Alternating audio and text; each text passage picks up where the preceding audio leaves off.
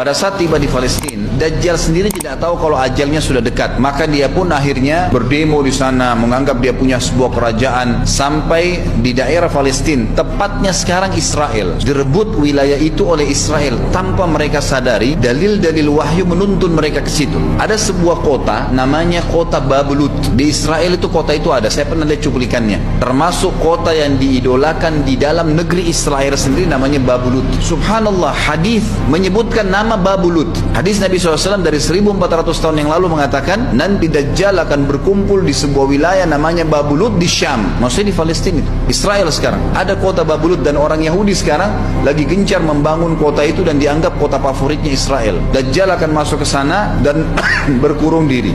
Keluar dari kota Madinah satu orang yang namanya seperti namanya Nabi Muhammad SAW, Muhammad bin Abdullah, dan dia dari turunan Nabi SAW juga. Kata Nabi SAW akan keluar nanti seseorang dari kota Madinah, dari keturunanku yang namanya seperti namaku, Muhammad bin Abdullah. Juga sama posternya, parasnya seperti aku, sama dengan Nabi SAW, persis alisnya, rambutnya, kulitnya dari turunan Nabi SAW, tapi dari asli kota Madinah. Sebagian ulama hadis mengatakan dari turunan Hasan radhiyallahu anhu ajmain, tapi akhlaknya bukan seperti akhlakku. Tentu tidak mungkin ada orang yang sama dengan akhlak Nabi SAW.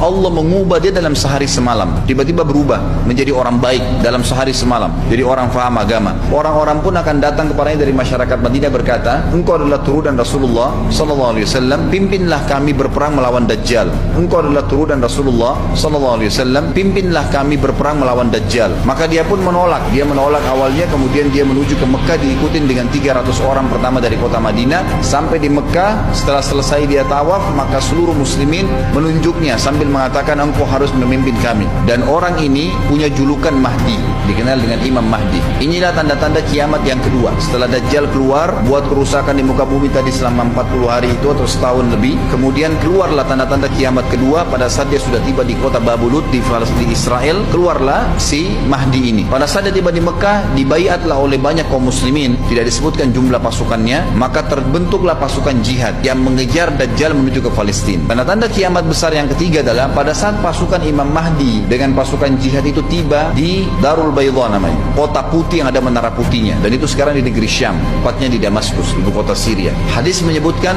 di menara itulah, di masjid itulah Imam Mahdi mampir sholat asar bersama pasukannya. Pada saat itulah datang tanda-tanda kiamat besar yang ketiga, yaitu turunnya Nabi Isa alaihissalam. Kata Nabi SAW dalam hadis Bukhari, hadis Muslim, hadis Sahih semuanya, dikatakan Isa alaihissalam akan turun sambil memegang kedua sayapnya malaikat, dan dari rambutnya yang basah meneteskan air, dan semua muslimin waktu itu menyaksikan. Dan ini wahyu, penyampaian, pasti terjadi. Maka dia pun turun, lalu kemudian dia masuk, dan orang-orang pada saat itu mengenalnya kalau dia adalah Isa, dan mereka sudah tahu ini masanya turunnya, keluarnya Dajjal. Mahdi sudah ada, mereka tahu akan turun Isa. Sudah ada informasi seperti yang disampaikan ke Bapak Ibu sekarang, itu multi muslimin di zaman itu sudah tahu semua.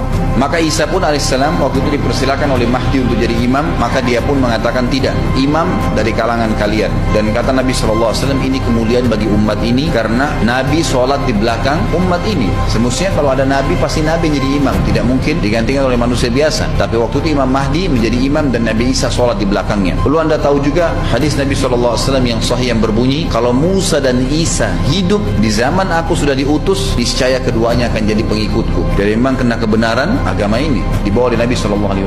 Sholatlah mereka, kemudian mereka menuju ke Palestina. Tiga tanda-tanda kiamat sekaligus terjadi.